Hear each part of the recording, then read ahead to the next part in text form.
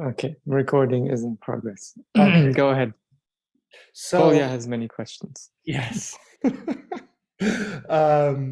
First of all, this first thing is more an observation than a question.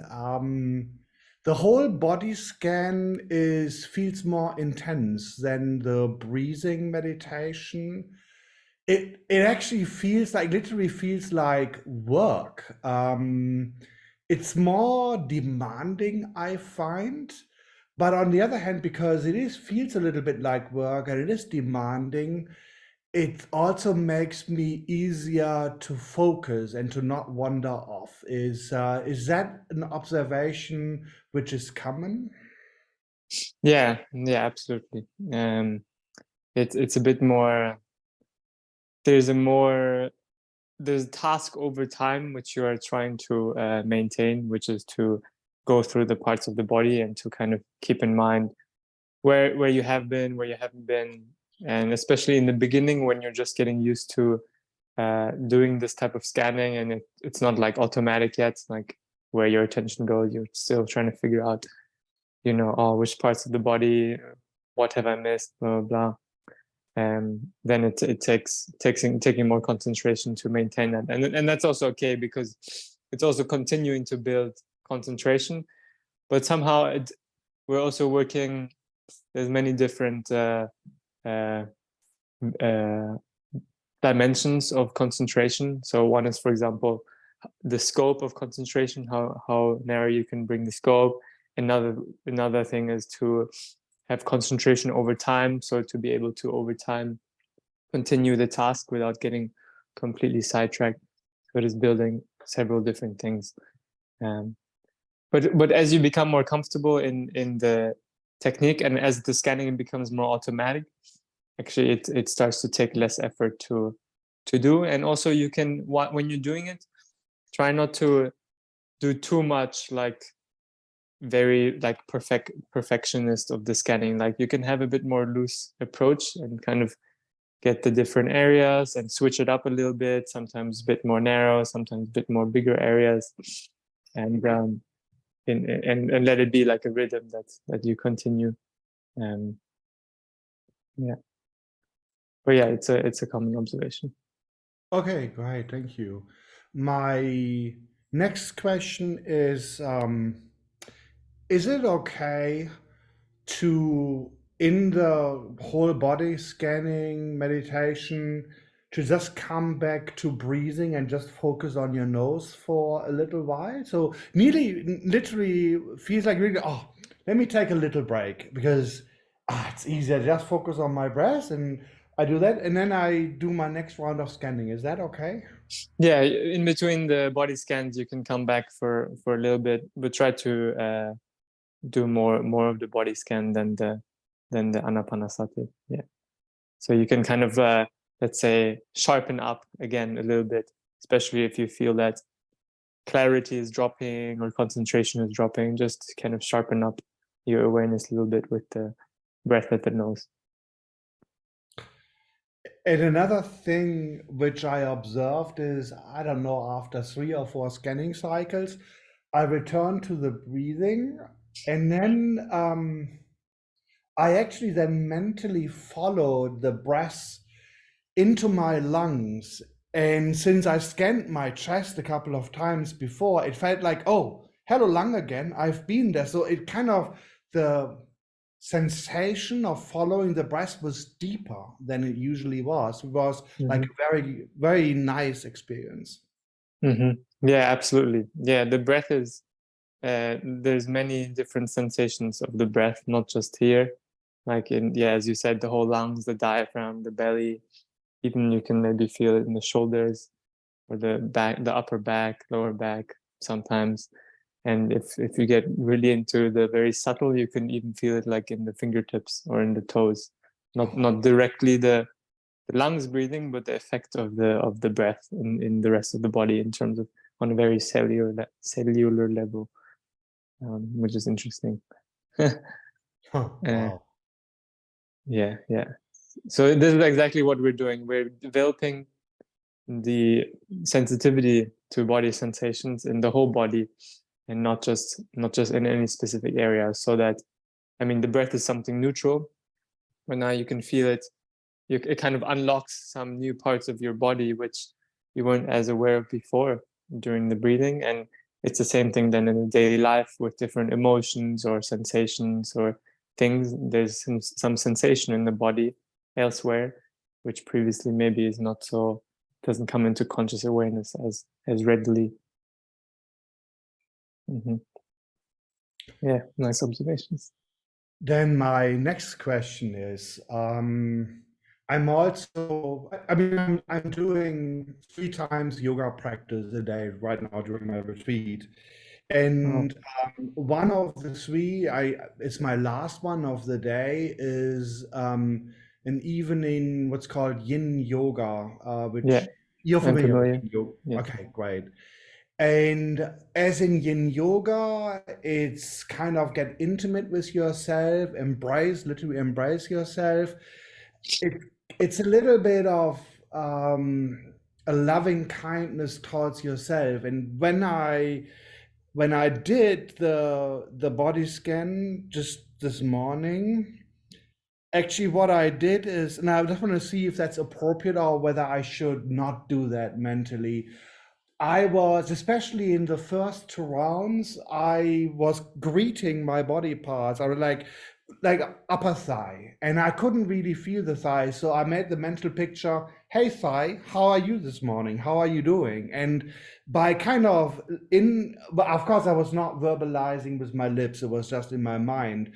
But by verbalizing and speaking to my thigh, suddenly the thigh was there. And then the verbalization went away. Is that something which I can do or I should avoid?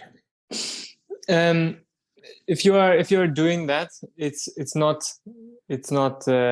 Vipassana, but it is a kind of step. So if in the beginning of the meditation your body is completely not, like you don't really feel anything, if you want to kind of as a warm up do that a little bit, like okay, now it's the upper thigh, or okay, you can kind of start with that, but as soon as possible also try to let it go, because we want to feel the sensations with the least amount of ideas as possible, because what we're doing is trying to really contact the direct experience of the sensation and not so much the ideas that surround it. Because usually what happens is there's some feeling, some raw sensation from the nervous system, and then the mind kind of like uh, uh, let's say packages that information into some ideas, and okay, today the thigh is like this or like that, or, and then it's already abstracting from really the direct experience of it. And what we're doing is we're changing that habit. So we're intending to really feel the direct sensory experience, and over time remove those layers, and then over time it gets much quicker and easier to just contact the sensations directly. That makes total sense. So I might only, in my beginner stage, as you say, I might use it as a warm-up help. But yeah, over time, it makes total sense what you're saying, especially with meditation. I want to address parts of my brain which do not operate in constructs of language. And so to be in contact with those parts of my brain, I want to remove language. So it makes total sense. Yeah. Then my last question is, now that we've experienced those two, the breath meditation and the body scan, going forward in my meditation practice, how should I kind of mix should I, just say, okay, today I just do breath meditation, then one day, or I just do body scan. We also spoke about a combination of the two, using the breath meditation as a little kind of break in between, but not too much when you do body scan. So how should I go with the whole mix going forward? Yeah, sure. So you can it depends a bit, like how you felt about the meditations, how well they landed in you. If you feel, for example, some people, they find body scanning extremely difficult and takes a lot of effort and creates stress or something when they do it. So then I say, okay, go back to just doing the Anapanasati for a while, for a few months. For example, me, I just did mindfulness of breathing for the first 6 months, even after my first Vipassana retreat, because I felt, oh, the body scanning is too intensive cognitively and creates a bit of stress. And I was enjoying and learning a lot with the mindfulness of breathing. But then after a while, I started to switch again to, because my concentration was better, etc. Then I started to switch to body scanning again. But so that one option is just to do fully breathing. One option might be to kind of start the first third, let's say, of your meditation with mindfulness of breathing, and then move to body scanning in the rest, because there is a lot to learn with the body sensations, and becomes very important. And some people, so the recommendation usually after you've done like a full 10-day retreat is to just continue with the body scanning, if you can continue with that. But it also depends. It's going to be easier if you meditate more to do the body scanning. If you're meditating just, I don't know, half an hour a day or something, it'll be more difficult to the body scan, because as we talked about, it requires more concentration. And yeah, so it's a bit, see how you feel and choose, but also to commit to some mix. So not to kind of keep changing it throughout the session and jump from one technique to other, and I'm getting bored of this, let me do this, bored of this. So to really have some kind of plan in place, like, okay, for a month I want to try really this body scanning thing, and I'm going to do it, and I'm going to like treat everything that happens, if I'm distracted, if I'm bored, as part of the experience, and not just kind of run away whenever it gets difficult. And then kind of after a month, let's say, reassess how that was, and then you can change the balance. Great. Yeah, that makes total sense. Yeah. By the way, one thing which I found amazing this morning. So my body scan was really deep this morning. It was also exhausting. It required a lot of focus, but it was very deep. And the fascinating thing is, and this shows how closely mind and body are connected, is after that, when I got up, I mean, in the beginning I was a little bit stiff. I needed to gain some mobility, but then I could feel like my whole body felt like, I could say like relax. How shall I say this? Energy or relaxation. But you know how it feels when you had a full body massage. Like every muscle kind of feels. You have a sensation. It feels great.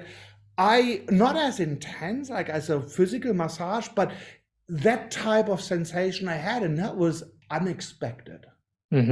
Yes. Yeah, absolutely. So after the meditation, after the body scan, there is more priority given to body sensations.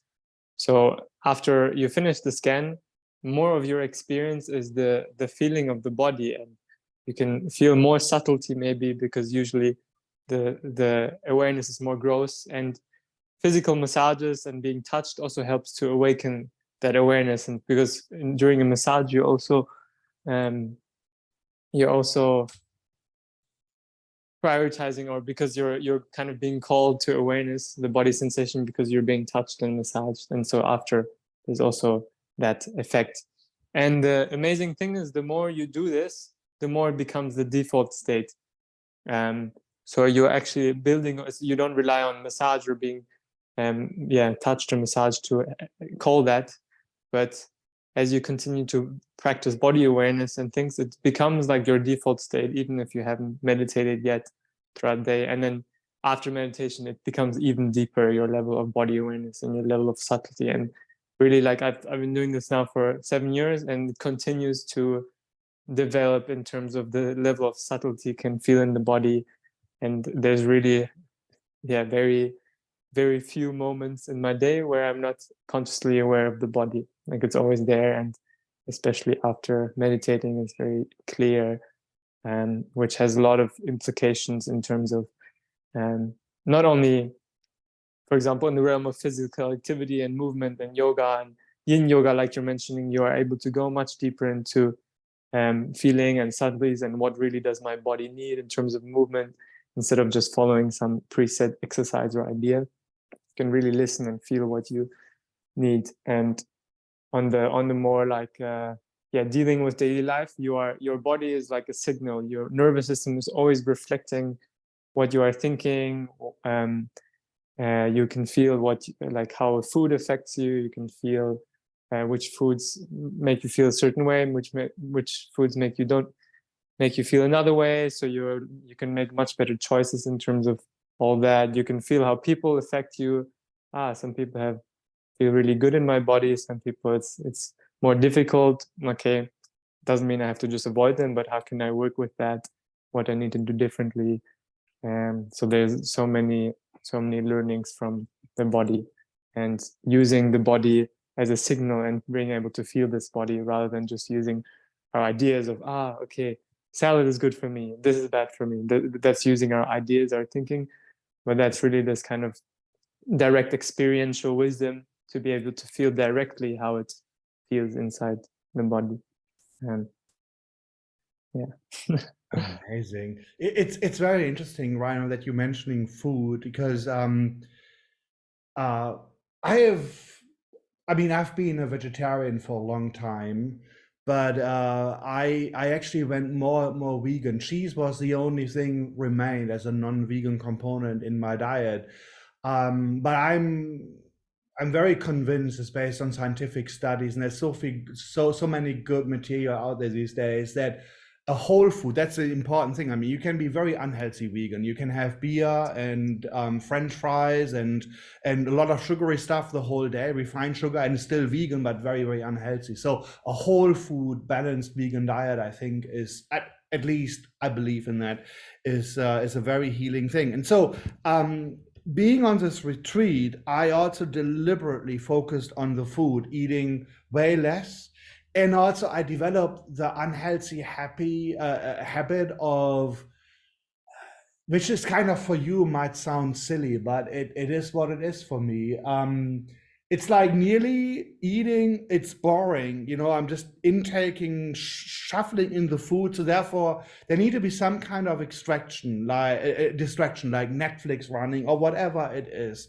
And I know that mindful eating is very important to get a really healthy lifestyle. And now that I'm on my inner retreat, there is no Netflix there's no internet beside of our touch points here. And so I was literally forced to practice mindful eating and also super healthy. I mean, I developed a food plan, not a very detailed one, but at least food choices for my retreat. So everything unhealthy gone. I don't have anything unhealthy in my house right now. It's all good and fresh and whole food type of things. And now, together with this whole meditation practice, first of all, I actually started to enjoy in the first 2 or 3 days, I'm eating food and there's no Netflix, no good, or no YouTube, no good, completely gone. I now actually enjoy eating mindfully, and I now, with the meditation practice, I deliberately focus on the textures, on the taste. And so the whole food sensation thing you described seems to be much deeper now, and it's a wonderful experience. Mm-hmm. Mm-hmm. Yeah, absolutely. It's great that you are bringing the awareness into your activities, the eating especially, to feel how the tongue is working, how the chewing, how the food goes. You can follow it into the stomach, and there's many things you can do with that. And continuing to go deeper into the awareness, and that also helps you in the meditation, because you are not straying too far from feeling body sensations when you're not meditating. You're kind of always anchored in body sensations, and that's also the recommendation as you take it to life. To even so some tasks are more easy to bring in body awareness, some tasks more difficult. For example, it's more difficult in conversation, because it's so mentally engaging to do it. But even in conversation, it's easier when you're listening, for example, to just kind of feel the feeling of sitting, the feeling of standing, and it keeps you centered. It keeps you never straying too far away into the thinking, into reactivity. Mm-hmm. Great. Yeah, actually, Nice. in one of, oh, sorry, Barbara. Yes, go ahead because I'm taking you all the time. Please go ahead, Barbara. Is there something you want to say to this before I interrupt with a completely different question?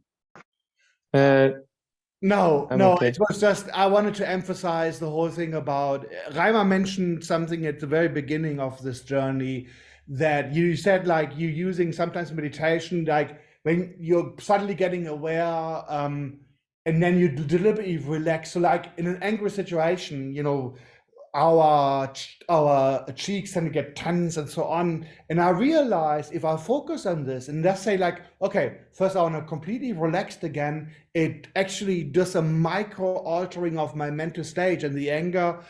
It's an amazing experience. So anyway, Barbara, yeah, these are all my questions. Thank you so much. Barbara, on to you. Yeah, absolutely. So the mind and body, as you keep saying and mentioning, is so intimately connected. And when we learn to relax the body, the mind relaxes, and vice versa. And so yeah, when we start anger, when we start to feel anxious, worried, when we start to, usually we resist that experience of anger, or either we resist the experience of anger as it's happening to us, or I don't like this anxiety, and we push it away, and we actually kind of create more tension somewhere else in the mind in response to the already existing tension. Or what happens, we focus on the object of the anger or the anxiety, and we keep thinking about, by the object I mean the thing that we our idea of what caused that, the person or the situation, and we keep thinking and trying to solve the anger or the worry in that situation. But actually it's just appearing right here as a sensation, as a feeling. Can, of course, it's practice to learn how to relax it, and then actually we become more sensitive towards that sensation of anger or worry, and then we can even catch it earlier on as it starts to arise. So not just after the fact, like, oh, we're already super angry, already super anxious, then we try to solve it. It's more difficult, it takes a lot of time. But as we become more sensitive, we can feel when we start to become the beginning of anger, the beginning of anxiety. And in that moment, it's much more easy to abandon and to relax the anxiety or the anger than when it's already very, very strong. Then it usually takes a lot of time. So that's what we're trying to move towards. Then the things don't even arise anymore. The moment like a thought of anxious pops up, can like abandon it if you have that clear awareness of mind and body. Barbara, thank you so much for your On patience. to Barbara. Thanks, guys. All right. First sharing a bit my experience and then asking questions for that. So for me, going to Vipassana was much more easy than the breathing. And it was really like in the breathing exercises we did the days before, I really had to concentrate. And I mean, always it was shifting, coming forth and back and all of that with the mind. But in Vipassana, I felt it so much easier for me to keep my intention in the body. And then also the blind spots, like some of them I had, or some of them I still have, but they all activate after some time. So and I had one very intense experience. It was even on the first one where I felt like memories were coming up from the body sensations that I was witnessing. And especially in one of them, first there were like the mental stuff was coming up, so like the images and all of that. But then I felt that it was shifting. And with my focus, I went completely into breathing, while all of the body sensations that are stored from this memory were working kind of in the body. I don't know if that makes sense, but I was feeling the sensations that were connected to this memory in the body while I was focusing on the breathing. And so I'm like, is this something? And it felt really like healthy. It felt like this memory can come up. It was not like a nice sensation, but I kind of observed it. So What is was this the something you sensation? want? It was like tingling in special parts of my body. Mm-hmm. Mm-hmm. So I think the memory came up when I was, focusing those parts. Mm-hmm. And then it became even broader. So it was really Mm-hmm. like the tingling sensation in those parts of the body, while at Mm-hmm. the same time I was super focused on the breath. So after a time, I was not focused on the mental images anymore, but it was more like I was so feeling that experience. But I'm not sure if this is something we want at this stage or we want in general. Yeah. Yeah. So that's one way, because we don't always have to look directly at the things to release them or to kind of apply equanimity to them. So maybe they get released when we are, or they get triggered when we are scanning a certain area. But either we continue the scan, I mean, then we're not focusing on that area directly because we're scanning the foot instead of those parts. Or yeah, as you did, we come back to the breath for a little bit, and those things are kind of playing in the background, and that you're still applying equanimity and awareness. Those are the most important principles: the equanimity and awareness. So as long as you're not like going into overwhelm, into freaking out about it, and if the breath is your preferred way of doing that, okay, for now you can do that, to be with the breath, continue with the breathing, and then in the background, kind of, yeah, feels like you're relating to it healthily, which yeah, what it sounds like. And yeah, that's fine. And yeah, can do that, absolutely. And also nice because for the beginning, the easiest is to be with the body. So you're also noticing the mental images and things, and it's more difficult and more easily to get caught in it when we try to practice Vipassana with the mental images, with the memory of it and things. It becomes very messy very quickly, and we start thinking about it. So the best is always to stay with the body. And then later, when we get more skill with that, we can also start to actually see the arising and passing of the mental phenomena. But for now, I would just stay with the body. Okay, because sorry, your connection was very bad for the first sentence. So what you say pretty much is as long as I stay in awareness and equanimity towards that, it's okay to let it arise. Is that true? Yes. I mean, yeah, you don't have a choice anyway if it arises or not. But yeah, don't try to suppress the thing. You can stay with the awareness of breathing or the continued body scanning as the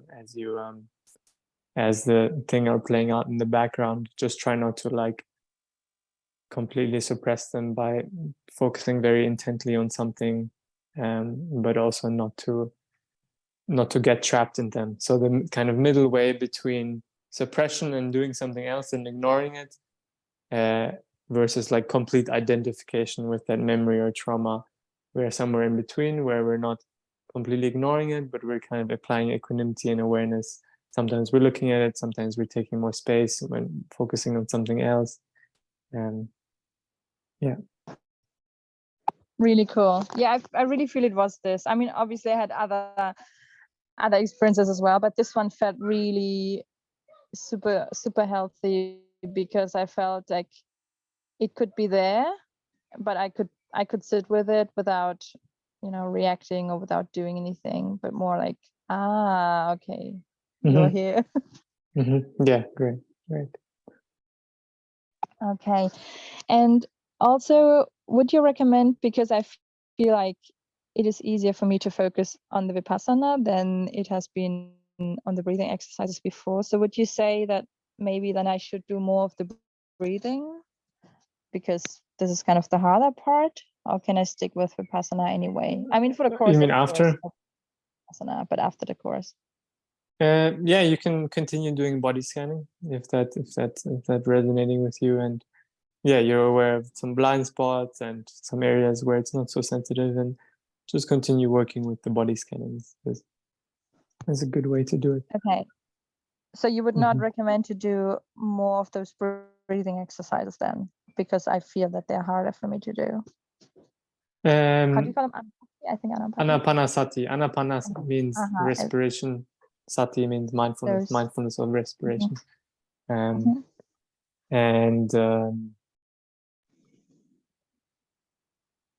yeah, Anapanasati is in my opinion, is the starting point. But actually, like, yeah, if you can already work with the body sensation, that you can just continue with that. And we're already developing a lot of concentration with the body sensation, so we don't need to. I for example, I haven't practiced Anapanasati in like ages, 5 years or something. I haven't practiced since I started, where I was really into it, because I was just doing that. But since then, I've just working with body sensations, and now more with other phenomena as well. But it always remains a bit, some home base. Maybe for one breath, I will feel the breath, and then continue again with the rest of the body. Yeah. Okay. And after a couple of years of practicing this, did you also make the experience that some things that come up, that it helps resolving things as well? I mean, obviously this is not our goal, but when we allow things to come up and to be, did you experience that some patterns or memories or whatever, trauma, whatever you had, at some point you had such equanimity towards them that they kind of went? Yeah, sure. Yeah. Like the reason they arise is because there is some craving or aversion towards them, and when you work through that craving or that aversion towards those memories, they just don't come anymore into conscious awareness. So you kind of clear a little bit those things, and then they don't come up anymore. It's like just like it's not like this doesn't exist anymore, but it's kind of some maybe now there's memories which have a very strong emotional valence attached to them, and when you think about it, you become emotional, or you feel tightening, or you feel something in the body, you feel like very, let's say, triggered by those things, and later you kind of think about it and it becomes more neutral, like, oh, that happened, but it's like kind of just a matter of fact. And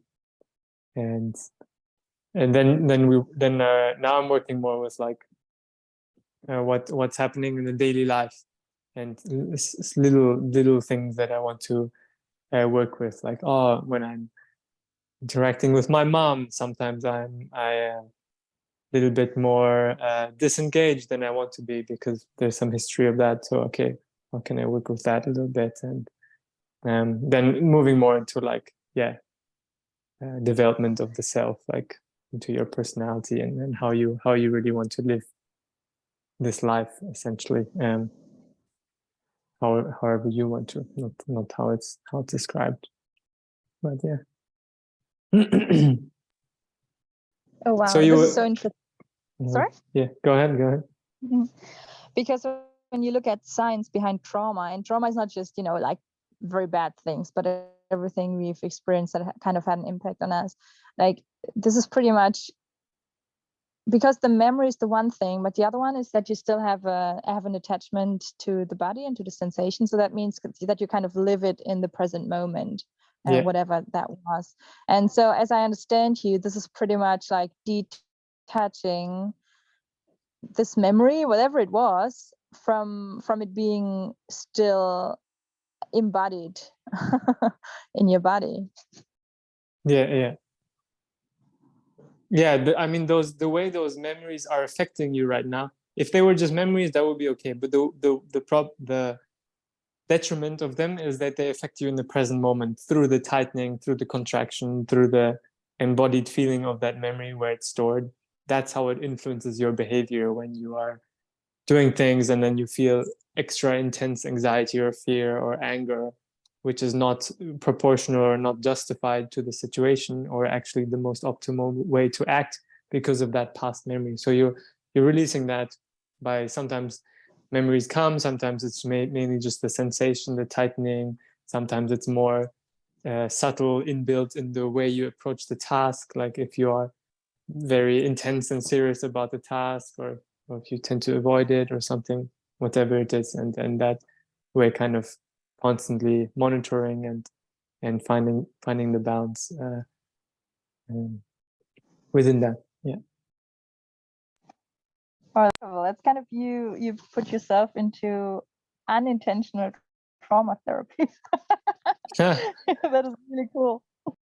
Yeah. But I would say, like, with Vipassana, it would be, I wouldn't like recommend it to everyone, and especially if the trauma is very intense and things, because if it's too intense, we can't sit with it. Then we just continue freaking out about it. So that's what I say with the being overwhelmed. If we are overwhelmed, continuously staying in a state of overwhelm, then it's not rewiring how we relate to the thing. So there needs to be some basic level of concentration, of mindfulness, of awareness, and not just freaking out, and being able to sit still with it, and then we can start to work with it. But there's still place for therapy. There's still other methods for working with it, and I think those are also great things. Really cool. I have one more question regarding the speed of how we do the body scan. So I experienced with the meditation you gave us that sometimes when you said something, I felt like, oh, I'm only halfway through the body, and then other times I was super quick. I think it always depended on, you know, how easy it was to get a sensation there and all of that, but also like the intensity was different at times. So is that okay? So can we allow different speeds, or is there like a perfect way to do it? Because you said like más o menos that you know, like one body scan should take about 10 minutes, but I think I had scans that took longer and scans that were quicker. Yeah, without that's drifting fine. away. Yeah, that's completely fine. You can, yeah, the 10 minutes is just a rough thing, but it can really be very short or very long. Especially like you can vary it in different ways. Sometimes it takes sometimes I go very small areas, and then it takes me like almost an hour to do a scan. Sometimes it's like do a scan in a few seconds when everything is very clear, and after you've been meditating for a while, and 50 minutes in, for example, and the whole body is clear, and you can feel stuff everywhere very quickly, then you can do very quickly. But then again, checking, going slower. So it's nice to vary the ways of scanning, and also not to get too bored, not to stay in monotony, and then we stop really feeling what's there if we're just repeating some action over and over in this kind of mechanical way. Yeah. Beautiful. I have one more. This is the last one. Especially sometimes I had impatience arising, and also boredom. So those two I would just address. Maybe you want to say something, because as I understood you, this is also something that is stored in your body, so it's not coming up just like that. Yeah, the impatience, the boredom, depending on the intensity as well of it. But yeah, you can work with that in the same way, like recognizing it as, and it's more subtle, of course, than something strong like anger or fear. But you can work with that, and notice also when impatience is present and when it is not present. Noticing when boredom is present, and noticing when it's not present. Because when we are in boredom, or in the state of like, this is boring, there's some way of relating to experience. And when we're not bored, there's also some way of relating. And the more you can sensitize yourself with what's happening there and what's happening in the state, you will be able to recognize it more easily, and notice it when it starts, and not get as far into it. So noticing the things earlier, before they already become the prominent mind state, let's say. Like, for example, with impatience, for example, maybe there's one thought arises, I wonder how much time is left. if you don't recognize that thought and you continue doing the thing, then more will come. And then you start wondering, really, how much time is left? Okay, maybe it's this. Okay, but I also wanted to do this. And then if you don't recognize it, it snowballs, snowballs, snowballs. And you start to get very impatient, bored. But if you recognize that first thought, I wonder how much time is left, you recognize it and you see the mind clearly. Okay, let's not go into that and continue doing the thing. And then it disappears. And you will get more skill in doing this. And so it's, noticing and building more clarity of mind and body. Oh, this is super helpful. Thank you. I guess it can also affect your daily life and with boredom and impatience probably, but after a while probably. Yeah, and probably even not even after a while, like already now. The boredom, the impatience that comes. I mean, sometimes it's in daily life, it's like we don't have to be super focused in everything that we do. Sometimes boredom is actually a helpful signal, or that something can be changed. So it's not about, just doing the most boring thing ever for the rest of your life because it's a training and not being bored. You can do that for sure for some periods, but sometimes it's a useful signal to listen to. Okay, like this is maybe not so productive or useful thing, and then let's change it, the way we do it, or so it's always a middle way. It's never like fully like what I like to think, or actually what I heard my friend say once, which I really liked, a long time meditation. She was like, the Vipassana practice has helped me become a super patient person, but in the right moment I'm super impatient.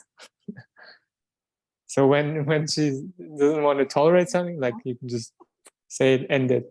Don't have to have patience in every single thing. I like that a lot. Wow, beautiful explanations. Thank you so much. Thank you. Okay. All right. Was there something else? Otherwise, I'm gonna go. Yeah, thank you. We are way over time, but it's so interesting also to listen to your questions, Barbara, and your answers. It's wow. Hey, I have just one. Same problem.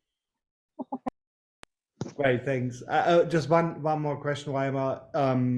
Singing bowls. I think in some of your meditations recorded, I could hear the ding of a singing bowl.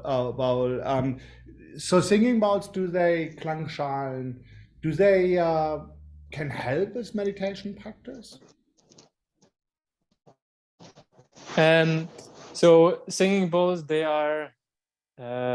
You can use them for getting to states of concentration quite easily. Like if you do like a sound healing, or or some people I know, they like to meditate with singing bowls, like they ding them, and then what their object of meditation or their focus object is the sound, the hearing of the sound. So you're focusing on that aspect of experience, and it can help to build concentration because you're repeatedly coming back to the sound of it, and can build concentration. So it's a more of this concentration, samadhi, samatha type meditation. It's not Vipassana meditation because we're not working with body and mind. But yeah, like I've been to some wonderful sound healing sessions where afterwards I'm in a very deeply calm and concentrated state. But it's not Vipassana, but it's nice to play with. All right, great. Thank you so much. Yeah. But by the way, because I just signed up for it, as you might recall, but I don't know much about it yet, how it's going to be. This 8 weeks thing which you're offering? Yeah. What is it about actually? What is it? So we're going to meditate an hour a day for 8 weeks, and we're going to use, the thing that's different is that we're doing both walking and sitting meditation. We're doing half an hour of walking, half an hour of sitting in meditation. And we're doing a little bit of a different technique, which is the noting or labeling technique, which is also Vipassana, but it's a different way of approaching the thing. And it also works with our entire experience. So now we're just mainly working with body sensations. But what we aim to do is to be able to practice Vipassana with the body, with the mind, with the feelings, and all of that. And we will kind of like, in the first few weeks, we'll break those things down. And, you know, in the first, we start with the body as a focus, and then we start to kind of be curious and open up towards the feelings, the states of mind, and try to, and through labeling, through the practice of noting like what's happening. For example, you note like feeling, standing, hearing, thinking, remembering, standing, and whatever is coming into your experience, you kind of label, which helps to build a lot of mindfulness and awareness of body and mind. And yeah, so we go in, we talk about those things, and then we get a bit more into the nitty-gritty of like, what exactly is concentration? What exactly is mindfulness? Like, how do we create those qualities in the mind? What do they do? What effect do they have? And in the last half of the course, we work more with the 3 characteristics. Maybe you know them. I know you do some reading before. Like impermanent, anicca, anatta, dukkha, impermanence, non-self, and impermanence, non-self, and suffering, and which are kind of 3 aspects or characteristics that we can see in our experience, that everything is impermanent, and how to kind of more detailedly point at those things and notice impermanence more directly, notice non-selfness more directly in our Vipassana meditation practice. And then in the end of the 8 weeks, there's the option to do like a day retreat. So I have some recording for like where you can do like a 6-hour day retreat with some. You look excited that and to have the opportunity to go a bit deeper. Yeah, and we have this kind of weekly touch point, the lecture. So it's, I've done it once before in January. It was very lovely. We had was much smaller group, like 15 people or something, but it was nice because everyone was very engaged, and I also asked more questions, make it more discussion based as we get to know each other over the 8 weeks. Because this one is 10 days and it's more people, so I don't give as much time to that. Oh, I'm so much looking forward to that. That sounds wonderful.